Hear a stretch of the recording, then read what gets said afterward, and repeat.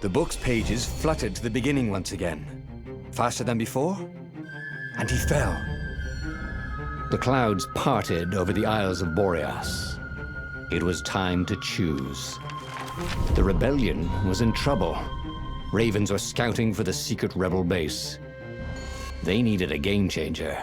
Pieces of the Sky Ripper had surfaced. Renato knew that using it could go catastrophically wrong, but he was sure he could figure out how to use it safely. Also, a temple had risen out of empty desert. The Iblis stone was hidden there. It was a dangerous artifact. It could corrupt its user into a bloodthirsty monster. Maybe he could find a way to use it, to take its power without surrendering to its wickedness. And also, his old friend Lapino needed rescuing. Of course, Renato had a pretty strong suspicion that Lapino had betrayed the rebellion, and he had a gut feeling that he needed to use that to his advantage. Renato finally realized that Lapino was a traitor to the cause, and maybe Renato could use that somehow.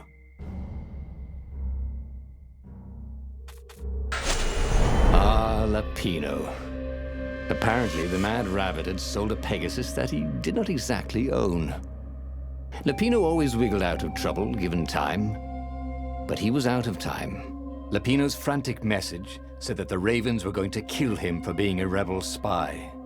And that he had a clever plan. If the fleet reached him first, they'd string him up for that. Never mind the winged horse.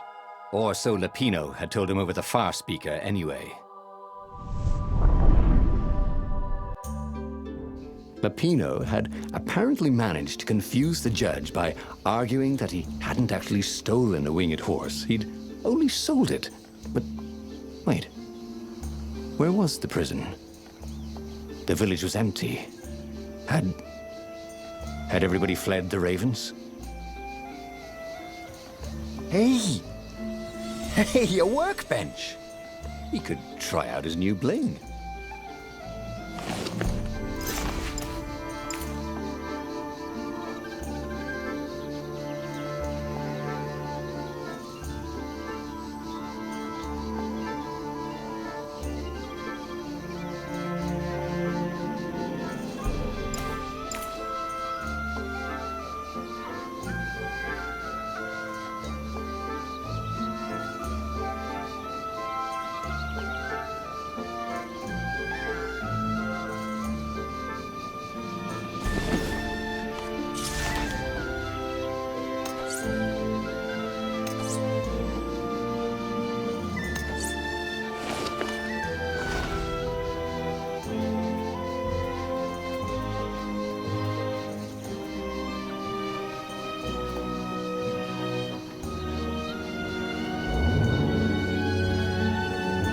No skateboarding, the sign said.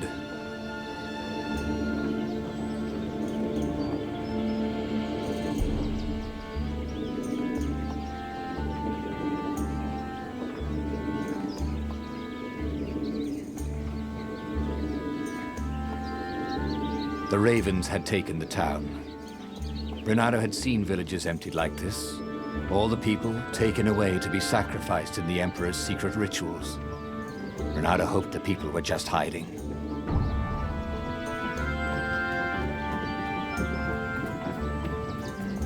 Renato looked around the empty village and reflected. The Sky Ripper had turned out to be far too dangerous to be used. Time to turn to what he knew best. Renato felt like he was bursting with knowledge. But what kind?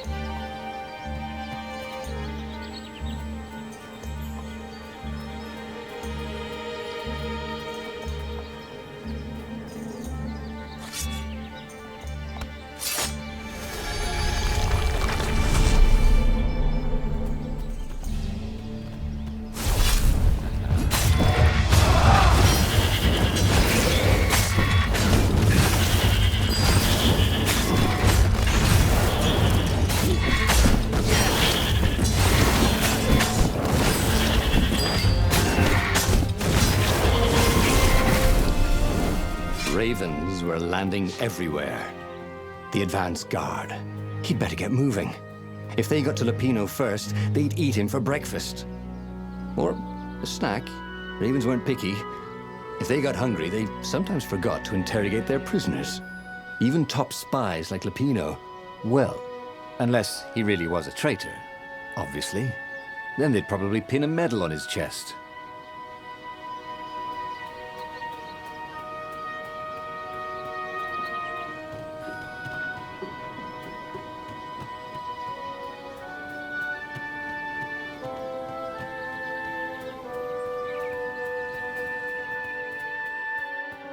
Can you guys actually tell each other apart? So I'm thinking name tags.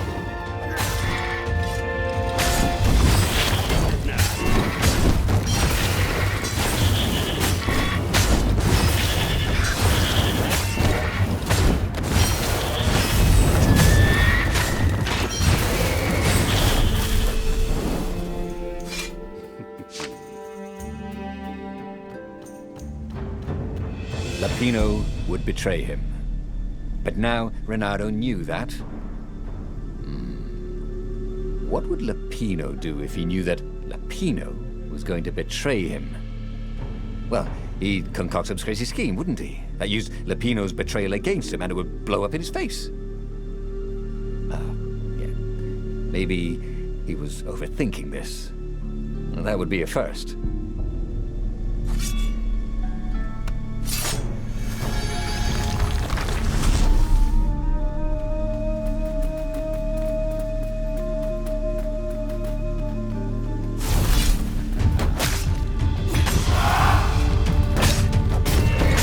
I think this is yours, said Renato. He couldn't hear his enemy's answer.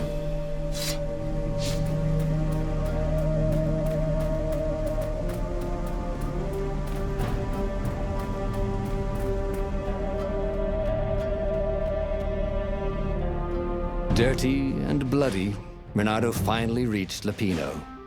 The rabbit was practicing his shuffle. Renato recognized the cards. It was Lapino's favorite deck. Oh, I thought you were in danger. I am. The ravens are coming. Oh, the prison thing. Right, yeah, see, this guard owed me 53 ducats, so we made a deal.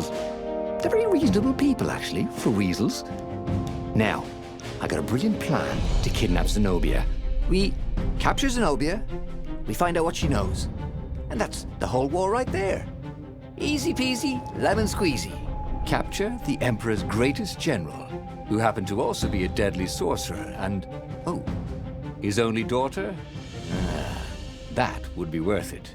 And it would be nice to see her. He'd always had a soft spot for her. And he felt sure she had one for him. On the other hand, he could still get to the core of the Sky Ripper, even if he couldn't get the whole thing. It must have great power. To make the Sky Ripper, the Transcendent Emperor had wrapped an armature around the eye of a god. Bernardo had already let that armature slip away to save Lapino's life. But even its core, the eye torn from a god, surely they could fashion a great weapon from that. The core of the Sky Ripper? Lapino's excited. That's an actual thing that we could just go and get. You've been busy. He sure had. Renato told him all the things he'd been up to. Soon they got to talking about old times, about wages they'd won and lost, and scrapes they'd barely got out of. It was good to be back with his friend. True, the core was capable of terrible, uncontrollable destruction. But this time, he was sure it would work great. It's beautiful here, thought Renato. It was nice to be back with his old war buddy. All right, Lapino was a traitor. But still, it was good company.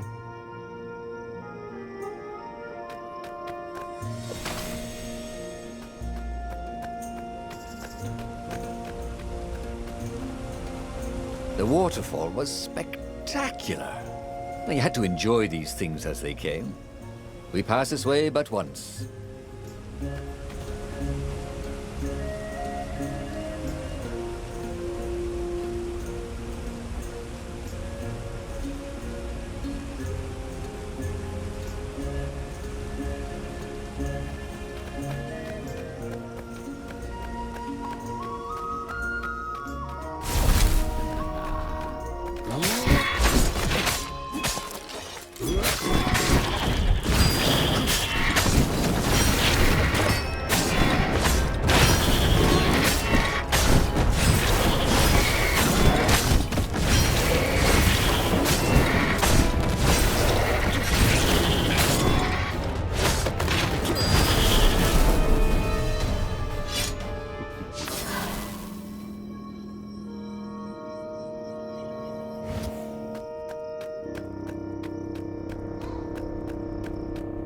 There was something sour in the air. Like the earth had ruptured over something that had been fermenting for a very long time.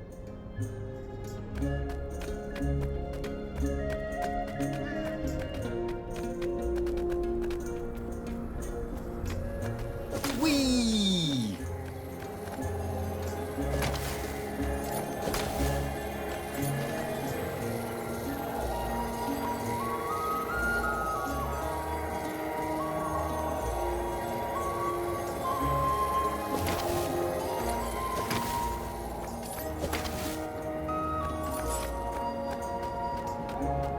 Renato felt wrong all over. He could feel an almost palpable sickness in the air.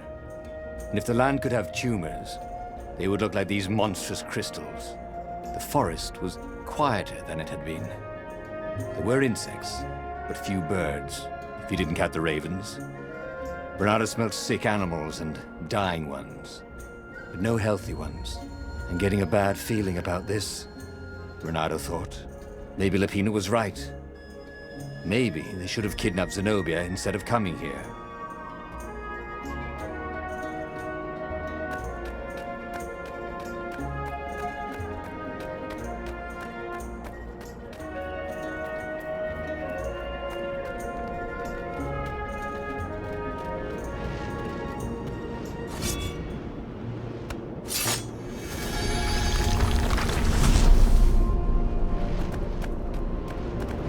Of course there was a puzzle.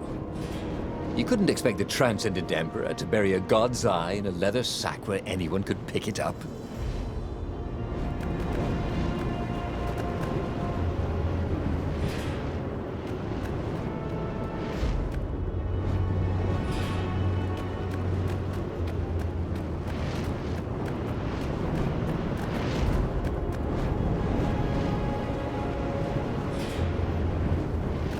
This couldn't be good for global warming.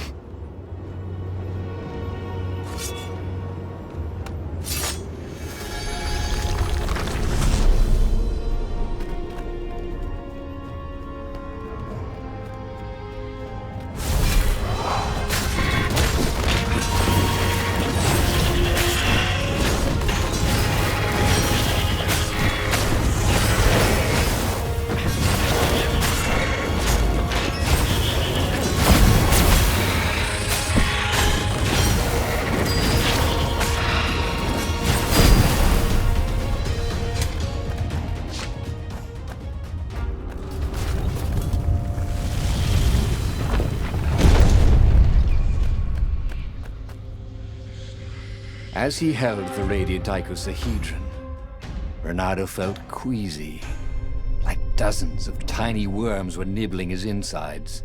It wasn't healthy to be so close to the eye of a god. How could he use it? He could take it to the observatory. The scientists there could tell him how to harness its ancient power. But honestly, Renato ached to get away from it. He brought the core back with him to the Farfarer. But honestly, Renato ached to be rid of it. "Tell you what," said Lapino. "I'll take it to the observatory. You attack the Imperial outpost."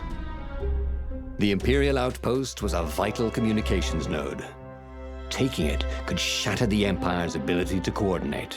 And it would be full of secret plans and maps and maybe even rebel prisoners. It was a good target for a hero like Renato. But what if Lapino lost the core to the Empire? That could be a good thing, couldn't it? Was Renato ready to take that risk? Maybe it was better if he brought the core to the scientists himself. Trust me, Renardo, you won't regret this. I'll treat the core like it was my own baby daughter. As the Farfarer dived towards the Nexus, Lupino was jumping up and down with excitement. Stop rabbiting around, Renardo said. Lupino just stared at him. The moment the ship landed, Lupino leapt off the ship.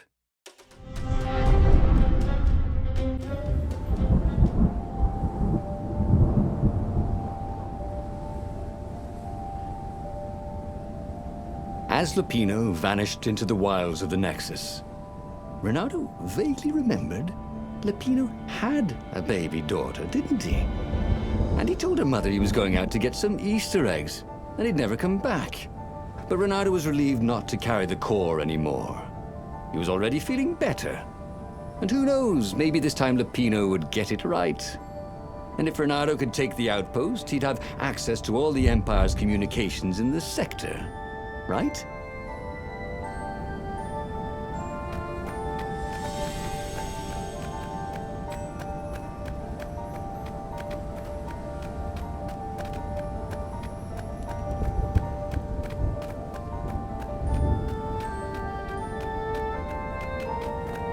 Once you try it, you're hooked.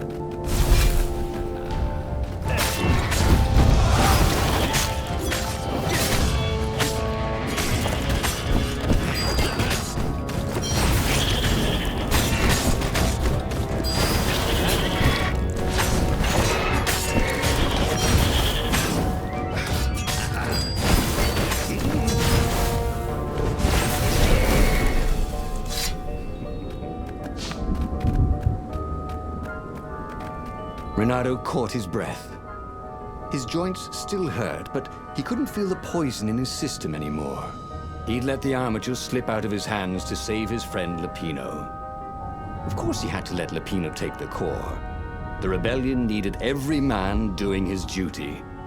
And the rabbit would be no good taking on an Imperial outpost, right?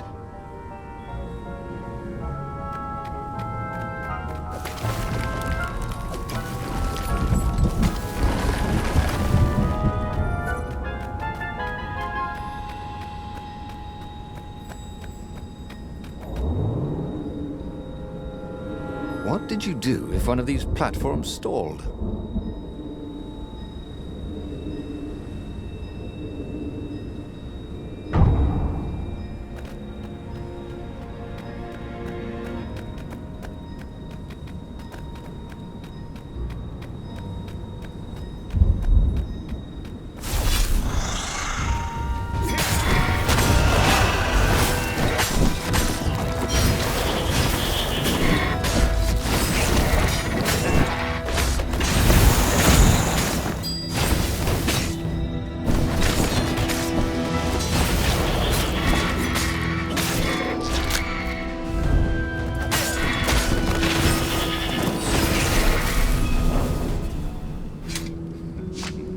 Renardo took the outpost with a song in his heart.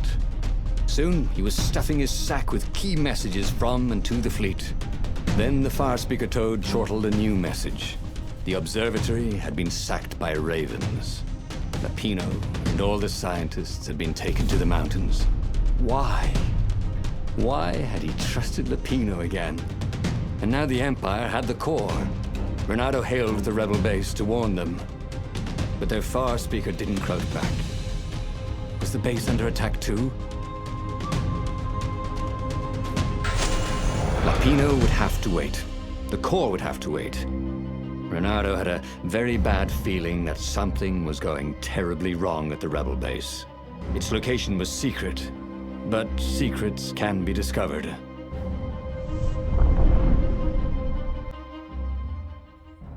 There were Imperials everywhere in the ruins, and dead civilians. The Ravens were killing everything in sight. Renato was relieved to see no rebels among the dead. Maybe the secret base was still secret, but there were huge burn marks on buildings. What monstrous weapon was the Empire using here? The core had great power. Had they harnessed it somehow, even though they didn't have the armature?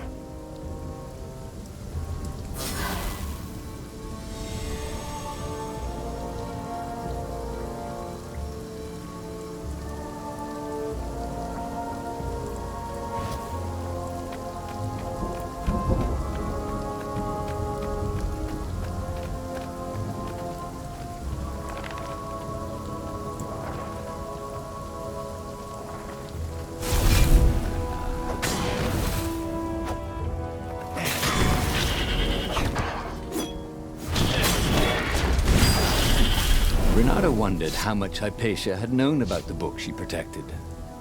Enough to tell her son to protect it. Enough to tell Renato to protect her son. He'd let her down there.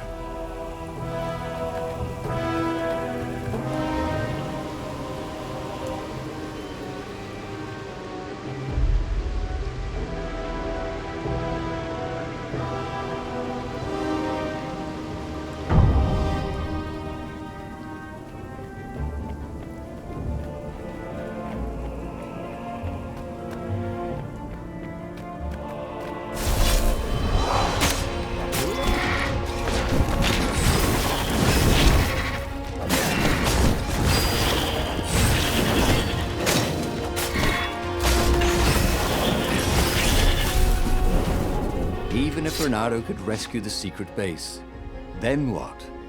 Without the Sky Ripper, they'd still lose the final battle. Oh, one of these days, he was really going to have to start thinking things through.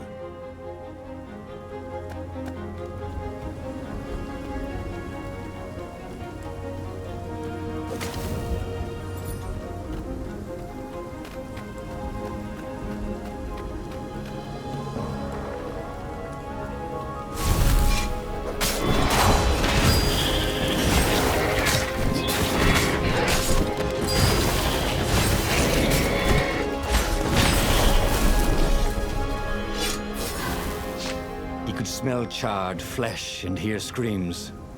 The ruins were on fire. But the Ravens had rigged up the core as some kind of burning ray. They wouldn't need to know the secret location. They were burning everything. It was killing them too. Their black feathers littered the path. He would have to take the core from them. It was the last thing he wanted to do.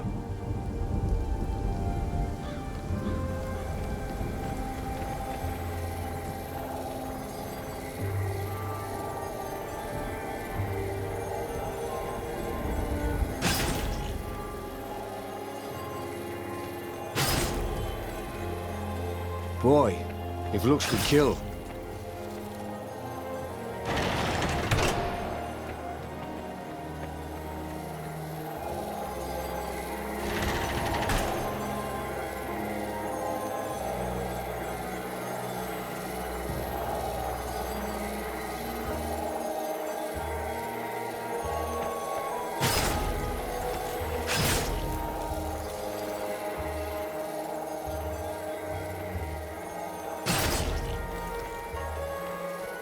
Open, says me.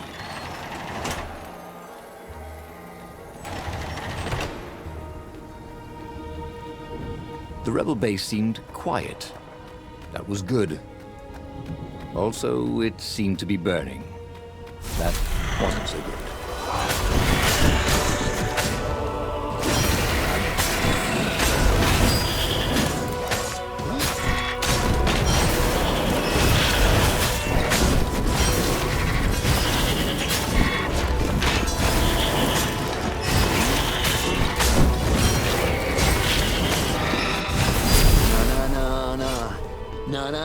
Na. Hey. Goodbye.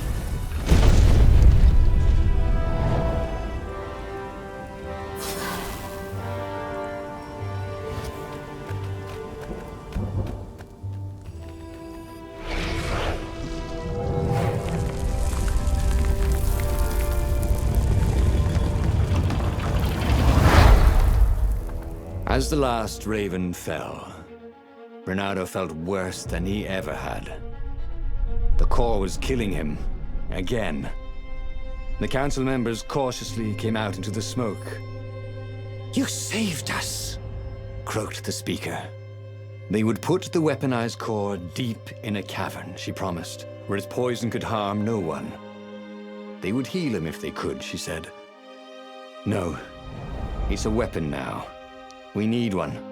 I'll lead the charge. "It will kill you," croaked the speaker. "I guess it already has," Renato said. She bobbed her head gravely. "When all this is over," she said, "we'll name our new capital city for you." He flew towards the Imperial fleet, a myriad ships in disciplined formation, waiting for the signal to destroy the rebellion forever. Behind him, the rebels were charging. If he failed, they would die. And so the final battle began.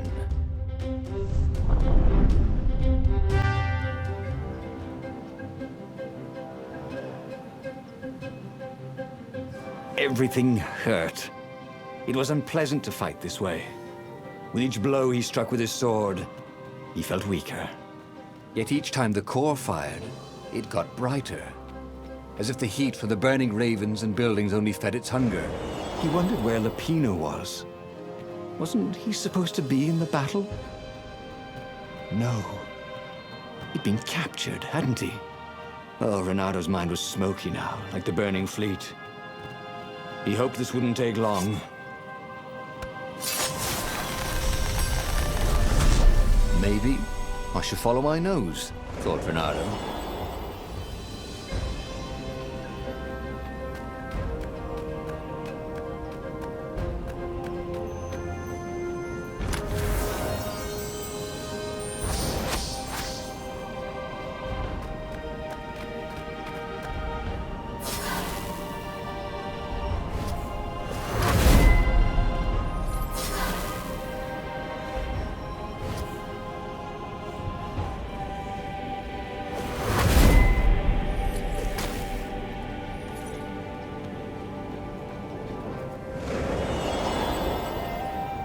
Reynardo-opolis.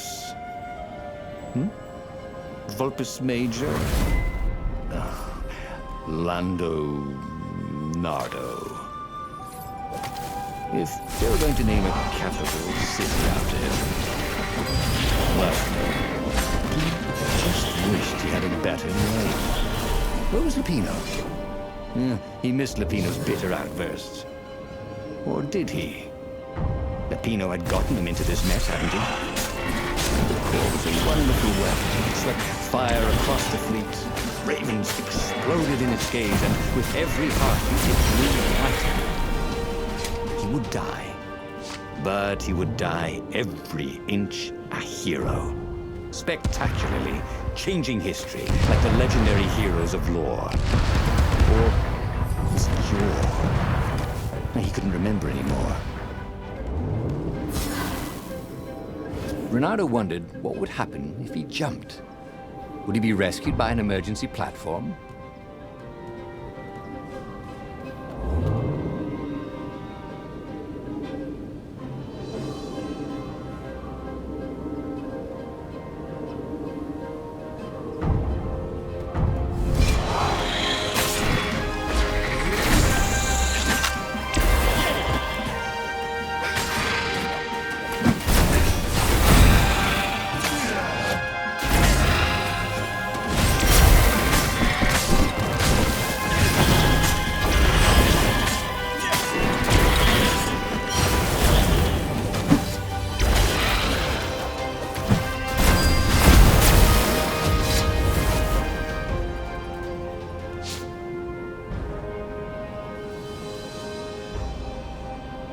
Renato fell to his knees. The Emperor's bodyguards were lined up before his ship. Fierce ravens, all. And Zenobia. She was conjuring. He could not take another step. All he could do was fire the core. The ravens, Zenobia, the ship, all burst into flames, disintegrated. and blew away. So they had one, after all. The core grew brighter. He shielded his eyes, but he could still see it through his sleeves and through the flesh of his arm. And then he felt heat, as the fire grew to consume both fleets. And then he felt nothing. Oh, again? But he already had all the secrets he needed. He was sure of that. He must have not used them the right way. What was the best, worst mistake he could make? Probably trusting that traitor Lapino.